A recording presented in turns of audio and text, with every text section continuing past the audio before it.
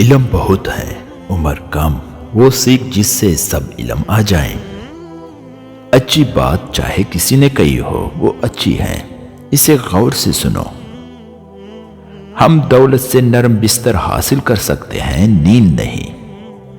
اگر تم امیر بننا چاہتے ہو تو اپنی فرصت ضائع مت کرو۔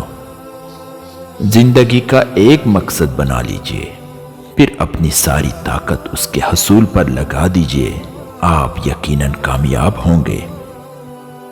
غصہ کبھی کبھی قابل سے قابل انسان کو بھی بیوقوف بنا دیتا ہے۔ ہمارے کہنے کا مقصد زندگی کا قائم رکھنا ہے، نہ کہ زندگی کی غرض صرف کھائے چلے جانا ہے۔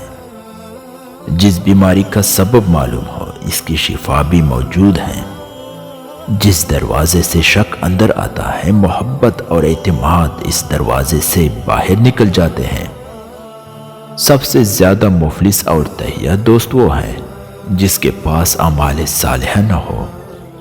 جب تک تم بھوک سے بے تاب نہ ہو جاؤ، اس وقت تک کبھی کھانا نہ کھاؤ۔ انسان کو لازم ہے کہ وہ اپنے دل کو ایسا سخت پتھر بنائے جس پر رنج و اندوہ کی جھونک نہ لگ سکے۔